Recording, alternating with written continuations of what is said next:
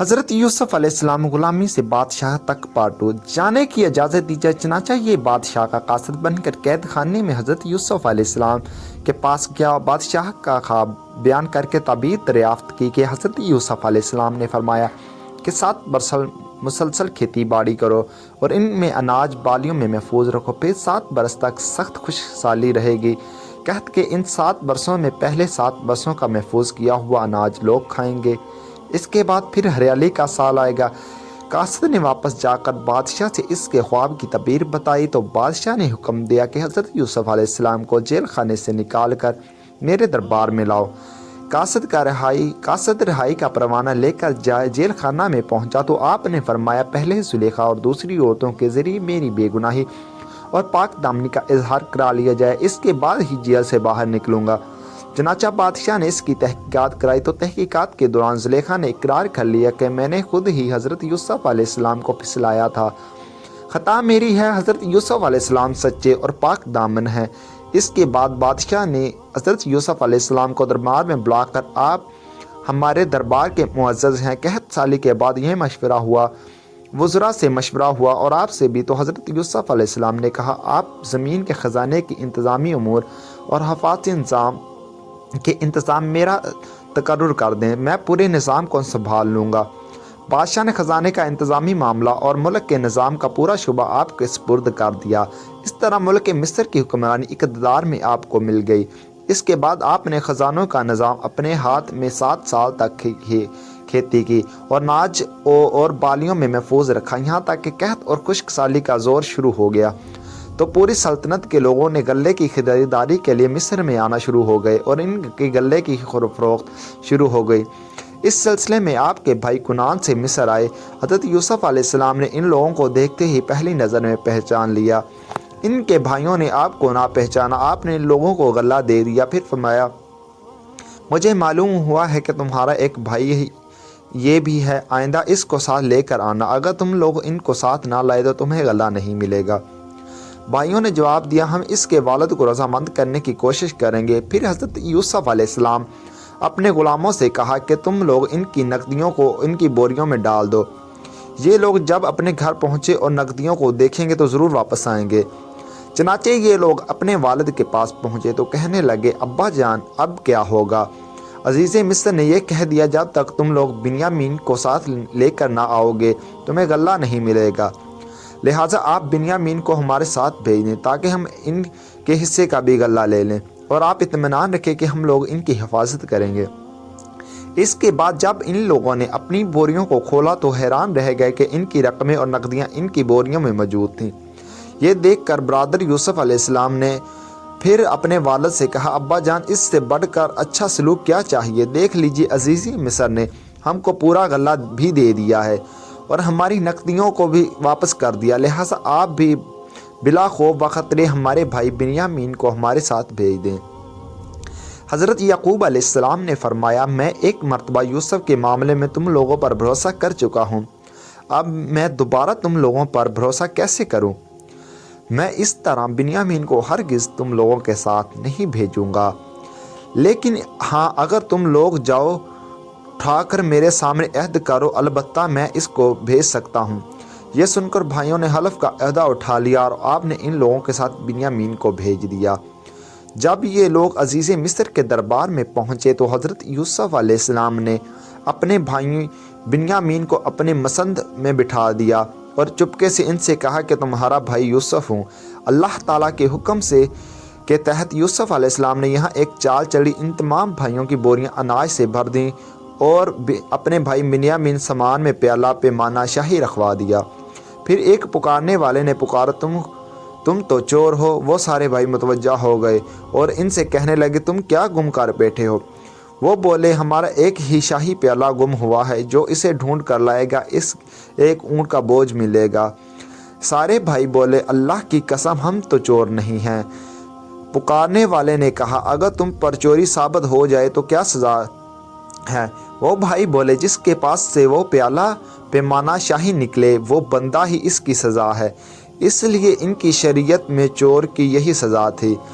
پھر انہوں نے سامان کی تلاشی شروع کی تو پہلے دوسرے بھائیوں کے سامان کھنگالا اور آخر میں बिन्यामीन के सामान की तलाशी ली। बिन्यामीन के सामान से वो प्याला पैमाना शाही निकाल लिया गया। भाई बोले, इसने चोरी की है तो इसका भाई भी इससे पहले चोरी कर चुका है। फिर से कहने लगे, ए अजीज़, बेशक हमारा बाप बूढ़ा और लंबी उम्र वाला है, इसकी जगह हमें पकड़ दो, हम देखते हैं कि आपको एहसान करने वालों में से। यूसुफ अलैहिस्सलाम ने फरमाया, हम अल्लाह की पनाह पकड़ें सिवाय इसके कि हमने पाया अपना सामान जिसके पास बेशक मैं इस वक्त ज़ालिमों से हूँगा। अब बरादर यूसुफ सख्त परेशान हुए। अपने वालिद के रूबरू ये अहद करके आए थे कि हम अपनी जान पर खेल कर इसकी हिफाजत करेंगे, और यहाँ बिन्यामीन इनके हाथों से छीन ले गए। अब घर जाएंगे तो कैसे और ठहरें तो कैसे। ये मामला देखकर सबसे बड़ा भाई यहूदा कहने लगा, मेरे भाइयों, सोचो तुमने अपने वालिद को क्या अहद दिया है। इससे पहले भी तुम में अपने भाई यूसुफ के साथ कितनी बड़ी कोताही कर चुके हो, लिहाजा मैं तो इस वक्त तक यहाँ से नहीं जाऊँगा जब तक वालिद साहब खुद न आने का फरमाएं, या अल्लाह ताला इस मामले को हल फरमा दे। चनाचा यहूदा के सिवा दूसरे सब भाई लौट कर घर आए और अपने वालिद हज़रत याकूब अलैहिस्सलाम से सारा हाल बयान कर दिया। हज़रत याकूब अलैहिस्सलाम ने फरमाया, यूसुफ की तरह बिन्यामीन के मामले में भी तुम लोगों ने हीलाबाजी की है। खैर, मैं सब्र करता हूँ और सब्र बहुत अच्छी चीज़ है। फिर आपने मुंह फेर कर रोना शुरू कर दिया और कहा, हाय अफसोस मेरा यूसुफ। और यूसुफ अलैहिस्सलाम को याद करके इतना रोए कि शिद्दत गम से निढाल हो गए और रोते रोते आंखें सफ़ेद हो गई। आपकी ज़ुबान से यूसुफ अलैहिस्सलाम का नाम सुनकर हज़रत याकूब अलैहिस्सलाम ने इनके बेटों पोतों ने कहा, अब्बा जान, आप हमेशा यूसुफ अलैहिस्सलाम को ही याद करते रहेंगे, यहाँ तक कि लबे गोर हो जाएं या जान से गुजर जाएं। अपने बेटों पोतों की बात सुनकर आपने फरमाया, मैं अपने गम और परेशानी की फरियाद अल्लाह ही से करता हूँ, और मैं जो कुछ जानता हूँ वो तुम लोग को मालूम नहीं। फिर फरमाया, मेरे बेटों, तुम लोग जाओ, यूसुफ और उसके भाई बिन्यामीन को तलाश करो। अल्लाह की रहमत से मायूस मत होना, अल्लाह की रहमत से मायूस हो जाना काफरों का काम है।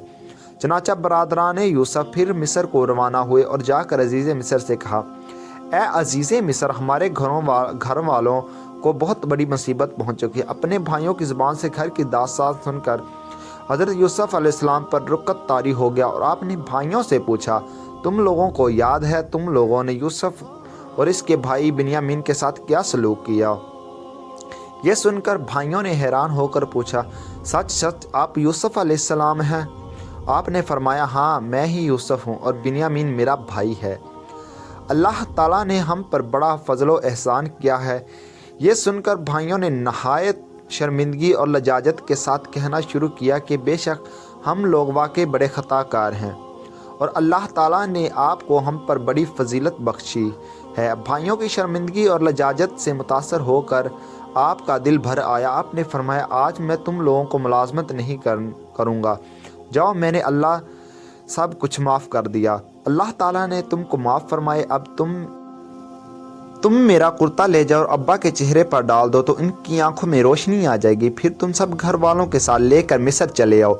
बड़ा भाई कहने लगा, ये कुर्ता मैं लेकर जाऊंगा, क्योंकि मैं ही आपका कुर्ता बकरी के खून में रंग कर अपने वालिद के पास ले गया था और इन्हें ये कहकर गमगीन कर दिया था कि हज़रत यूसुफ अलैहिस्सलाम को भेड़िया खा गया, तो आपने इन्हें ही गमगीन किया। और आज हज़रत यूसुफ अलैहिस्सलाम की ज़िंदगी की खुशखबरी भी मैं ही सुनाऊँगा और इनको खुश करना चाहता हूँ। यहूदा इस कुर्ते को लेकर इसको तक नंगे सर दौड़ता हुआ चला गया। रास्ते की खुराक के लिए इसके पास 7 रोटियां थीं, मगर फ़र्त मुसरत और जल्द से जल्द सफ़र तय करके वालिद मोहतरम के पास जा पहुंचा। यहूदा जैसे ही कुर्ता लेकर मिस्र से कुनान की तरफ रवाना हुआ, इधर कुनान में हज़रत याकूब अलैहिस्सलाम को हज़रत यूसुफ अलैहिस्सलाम की खुशबू महसूस हुई। आपने फरमाया, अपने पोतों से फरमाया, अगर तुम मुझे ये ना कहो कि बूढ़ा सठिया गया है तो मुझे तो यूसुफ ही की खुशबू आ रही है। आपके पोतों ने जवाब दिया, खुदा की कसम, आप अब भी इस पुरानी सी बात पर पड़े हुए हैं, भला कहाँ यूसुफ हैं और कहाँ इनकी खुशबू। लेकिन जब यहूदा कुर्ता लेकर कुनान पहुंचा और जैसे ही कुर्ते को हज़रत याकूब अलैहिस्सलाम के चेहरे पर डाला तो फ़ौरन ही इनकी आंखों की रोशनी लौट आई। चनाचा अल्लाह ताला ने कुरान करीम में इरशाद फरमाया, फिर जब खुशखबरी देने वाला पहुंच गया तो इसने यूसुफ की कमीज़ इनके मुंह पर डाल दी और फ़ौरन इनकी बिनाई वापस आ गई انہوں نے اپنے بیٹوں سے کہا کہ کیا میں نے تم سے نہیں کہا تھا کہ اللہ کے بارے میں جتنا میں جانتا ہوں تم نہیں جانتے؟ پھر یعقوب علیہ السلام نے تہجد کے وقت بعد نے اپنے سب بیٹوں کے لیے دعائیں مغفرت فرمائی اور یہ دعا مقبول ہو گئی۔ چنانچہ آپ پر وحی اتری کہ آپ نے صاحبزادی کی خطائیں بخش دی گئی ہیں۔ پھر مصر کو روانگی کا سامان ہوا۔ پھر حضرت یوسف علیہ السلام نے اپنے والد اور سب گھر نے اہل و عیال لانے کے لیے بھائیوں کے ساتھ 200 سواریاں بھیج دیں۔ حضرت یعقوب علیہ السلام نے اپنے گھر والوں کو جمع کیا تو کل 72 یا 73 آدمی تھے جن کے ساتھ لے کر مصر روانہ ہو گئے، مگر اللہ تعالیٰ نے آپ کی نسل میں اتنی برکت عطا فرمائی کہ جب حضرت موسیٰ علیہ السلام کے وقت میں بنی اسرائیل مصر سے نکلے تو 6 لاکھ سے زیادہ تھے۔ حالانکہ حضرت موسیٰ علیہ السلام کا زمانہ حضرت یعقوب علیہ السلام کے مصر جانے سے صرف 400 سال بعد کا زمانہ ہے۔ جب حضرت یعقوب علیہ السلام اپنے اہل و عیال کے ساتھ مصر کے قریب پہنچے تو حضرت یوسف علیہ السلام نے 4000 لشکر اور بہت سی مصری سواروں کو ساتھ لے کر آپ کا استقبال کیا اور جھنڈے اور قیمتی پرچم لہراتے ہوئے قطاریں باندھی۔ مصر باشندے جلوس کے ساتھ روانہ ہوئے۔ حضرت یعقوب علیہ السلام نے اپنے فرزند یہودا کو کہا، یہ فرعون مصر کا لشکر ہے۔ تو یہودا نے عرض کیا، جی نہیں، یہ آپ کے فرزند حضرت یوسف علیہ السلام ہیں جو اپنے لشکروں اور سواروں کے ساتھ استقبال کے لیے آئے ہوئے ہیں۔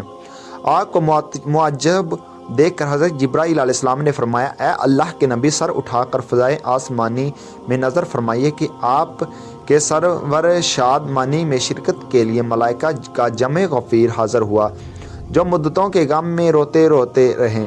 ملائکہ کی تسبیح اور گھوڑوں کی ہنہناہٹ میں طبل و طبوع کے آوازوں نے عجیب سا سما پیدا کر دیا۔